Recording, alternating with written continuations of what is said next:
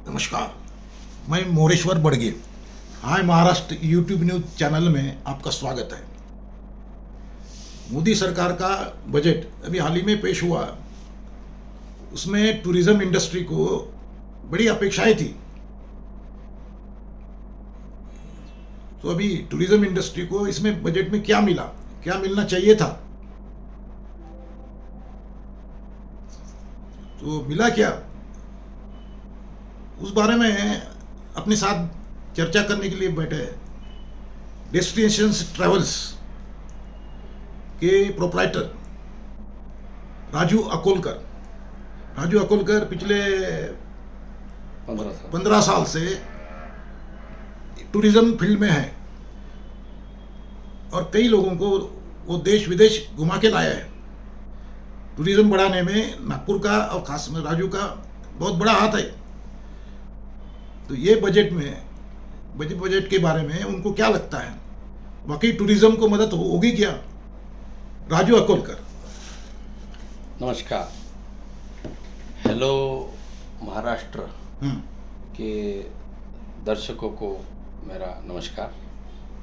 मैं Raju Akolkar destination travel and vacation planner से अभी हाल ही में अपने देश के finance minister madam Nirmala Sitharaman ji ने जो बजट पेश किया उसमें टूरिज़्म को लेकर, ट्रैवल इंडस्ट्री को लेकर क्या क्या प्रावधान करी है, क्या क्या बूस्ट दिया है या अच्छा किया है, बुरा किया है, इसके बारे में संक्षिप्त में मैं दो चीज़ आपको बताना चाहता हूँ। तो उन्होंने एक जो स्कीम लॉन्च की है स्वदेश दर्शन की, इसमें वो कुछ 600 करोड़ उन्होंने एलोकेट किया है फॉर डोमेस्टिक टूरिज़्म। तो उसमें वो 50 destinations with in India select करने वाले हैं जहाँ पे ये 600 करोड़ रुपए वो खर्चा करने वाले हैं to promote tourism within the country. Secondly, जो ये अच्छी चीज़ जो हुई है बजट में वो ये है। और दूसरी बात जो पिछले 2-3 साल से उन्होंने एक TCS का प्रावधान किया है कि जो भी प्रवासी फॉरेन टूर लेते हैं तो उनको फॉरेन टूर का जो भी खर्चा रहेगा, जो भी वो स्पेंड करेंगे फॉरेन टूर पे, उसके 5% TCS अग्रिम स्वरूप में भरना है उन्होंने। और उसकी जिम्मेदारी उन्होंने जो बुकिंग एजेंट है उनके ऊपर डाली है कि आपने कलेक्ट करना है TCS और उनके पैन नंबर के अगेंस्ट वो इनकम टैक्स डिपार्टमेंट में उसको डिपॉजिट करना है। अब ये पहले आज तक जो उसका प्रावधान था वो 5% का था, 5% का था। सपोज़ कोई 4 से 5 लाख रुपए एक फैमिली का बजट होता है फॉरेन टूर का, वो 4-5 लाख के ऊपर उन्होंने 5% पहले हमने से 25,000 रुपीज़ हो जाते हैं वो कलेक्ट करना है और वो डिपॉजिट करना है उनके पैन कार्ड के अगेंस्ट इनकम टैक्स डिपार्टमेंट में। अब वो 5% को बढ़ा के उन्होंने 20% कर दिया है।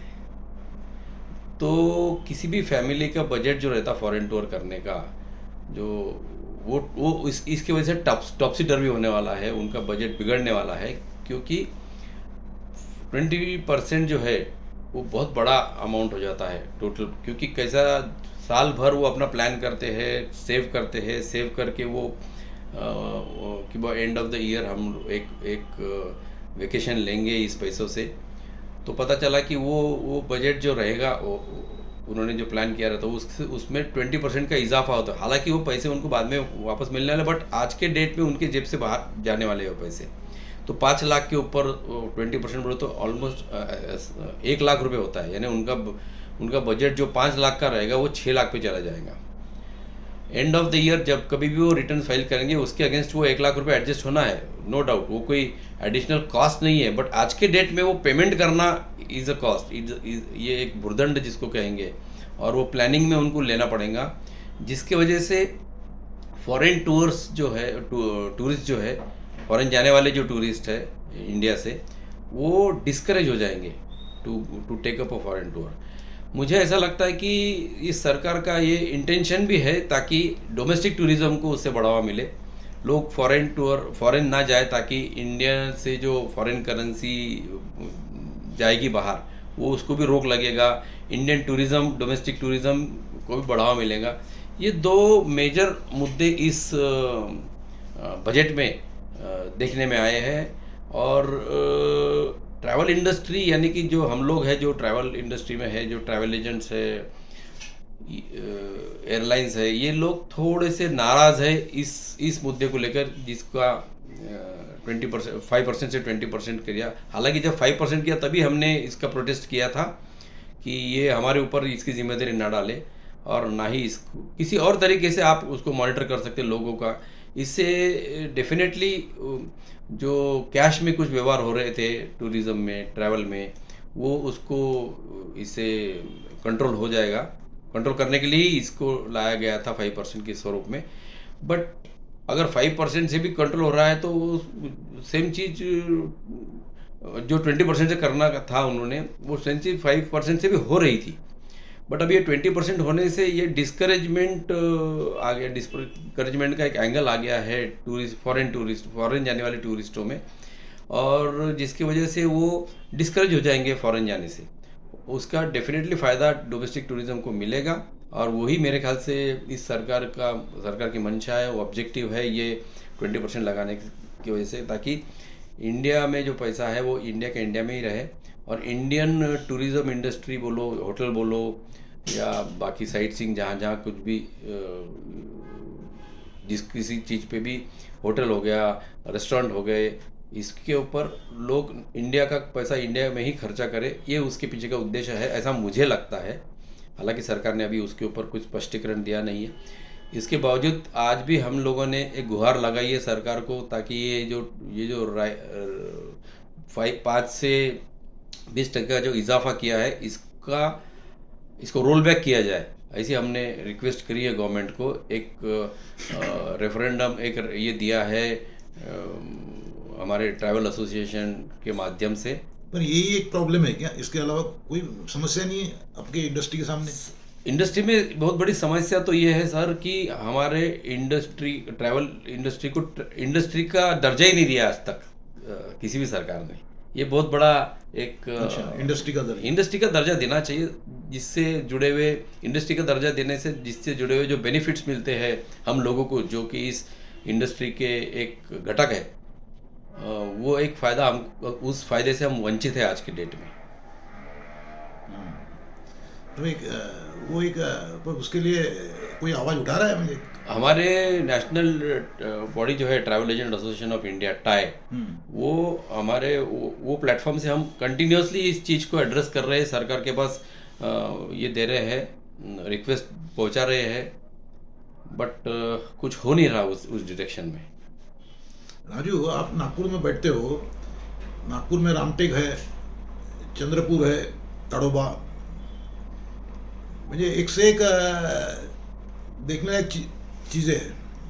नागपुर टूरिज़्म के हिसाब से बहुत बड़ा मूल्यवान एक इम्पोर्टेंट डेस्टिनेशन है, क्योंकि नागपुर वर्ल्ड का टाइगर कैपिटल है, और नागपुर के आजू बाजू 100 किलोमीटर की पेरीफेरी में बहुत टाइगर साइटिंग होता है, बहुत अच्छे सेंचुरीज़ है, और यहाँ ये Nagpur being the centre for this, Nagpur has become a tiger capital.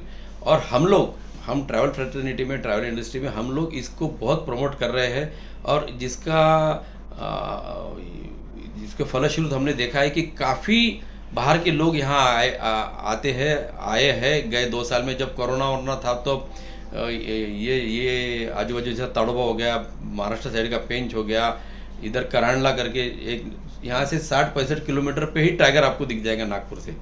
सुबह ड्राइव करके जाओ अर्ली मॉर्निंग, और सफारी करके 11 बजे आप नागपुर में भी आ सकते। करांडला हो गया, गोठनगांव गेट हो गया, इस साइड बोर धरण हो गया, काफ़ी मैं बताया जैसे आपको कि ये 100 किलोमीटर रेडियस में बहुत अच्छे टाइगर का सेंचुरीज है, इसलिए नागपुर इस टाइगर कैपिटल। और वो टाइगर की 2012 से जो सेव टाइगर जो अभियान सरकार ने चलाया है, जिसके तहत प्रोटेक्शन ऑफ टाइगर ये हुआ है, तो आज के डेट में टाइगर की संख्या जो है, पॉपुलेशन जो है वो बहुत बड़ी है, जिसके कारण ये नए नए एरियाज टिपेश्वर हो गया यवतमाल के पास। तो ये कोरोना पीरियड से उड़ गया ना मुझे हाँ, कोरोना में कैसा था कि यहाँ से फ्लाई वाई करने के लोग जरा डरते थे इधर उधर जाने के लिए। टूरिज्म बूस्टअप हो गया। बहुत बूस्ट हुआ है कोरोना के बाद। अभी जैसा मैंने आपको बताया कि कोरोना में 1.5-2 साल टूरिज्म टोटली ठप हो गया था, लेकिन गए मार्च से 2022 के मार्च से